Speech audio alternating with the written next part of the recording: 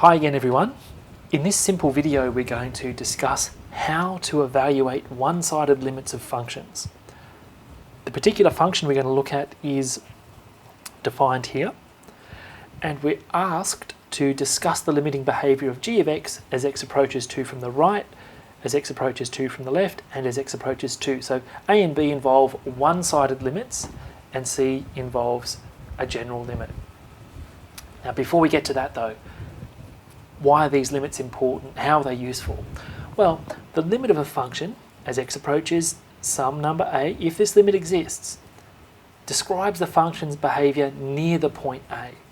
And this can be important information, for example, in modelling phenomena, where knowledge of the limit enables us to make precise predictions about the state or the behaviour of the phenomena under consideration when x is close to a. Anyway, let's build our intuition a little bit and consider the following example.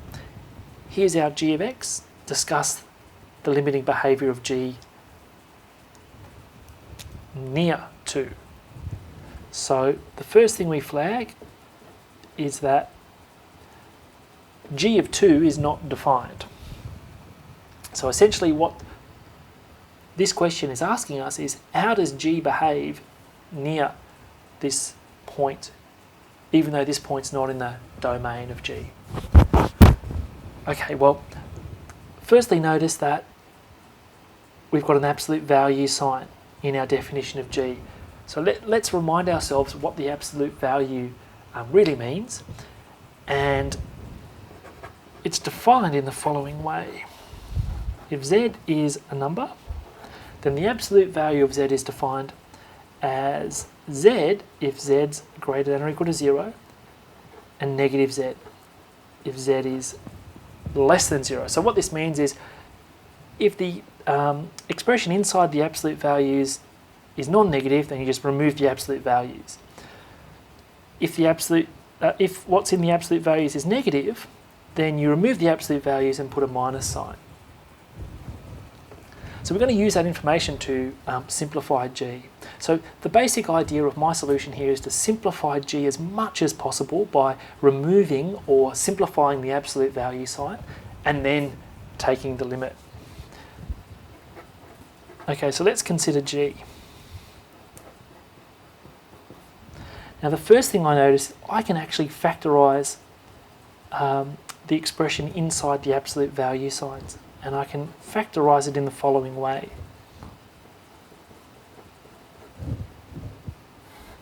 Now, I recognise that I have an x minus 2 up here and x minus 2 down the bottom. Well, maybe they'll cancel at some point. So what I'm going to do is further simplify. By the dot here I mean multiplication of the two absolute values. And now what I'm going to do is remove this absolute value sign by expanding it in a similar way as I have up here. Now I'm going to leave this absolute value sign. I could expand that if I wanted to, but it's actually not going to serve any purpose here. Okay, so by definition, absolute x minus 2 is x minus 2 if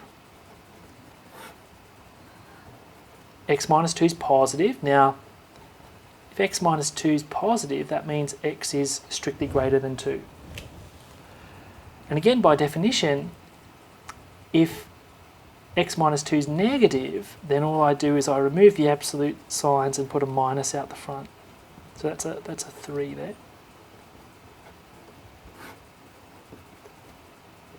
Now, x minus 2 is negative when x is strictly less than 2.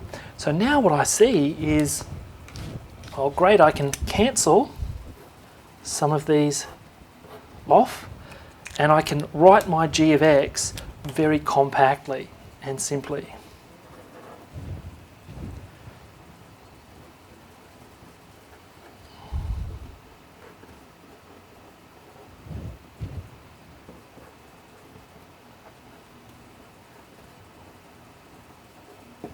Okay, so now I've simplified my g of x as much as I need to. I could expand those as well, get rid of these, but it's not really necessary for this problem.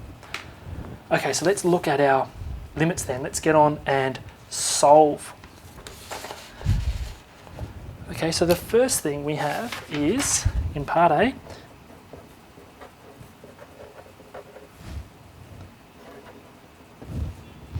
limit as x approaches 2 from the right. Okay, so let's go back to our simplified expression for g. Now, as x approaches 2 from the right, it means x is strictly greater than 2. So this is the correct definition of g on this interval.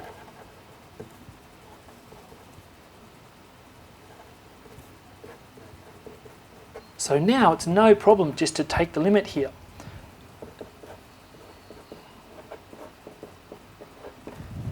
Okay, in part B, we're asked to calculate the limit here as limit of g as x approaches 2 from the left.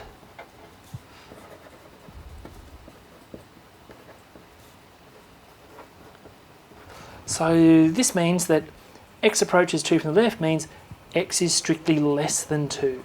So this would be the correct definition of g for this region.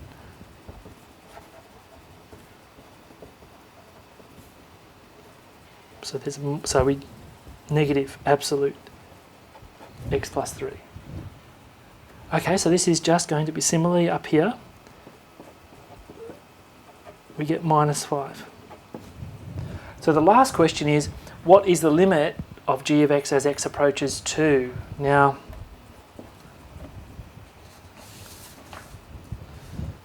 notice that our right-hand limit and our left-hand limit are not equal. So this should be equals minus 5. Okay. Notice our right-hand limit, our left-hand limit are not equal.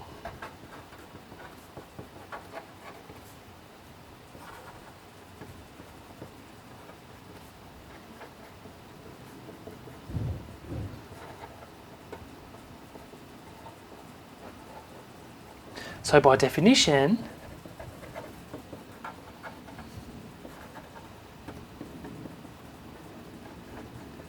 this limit does not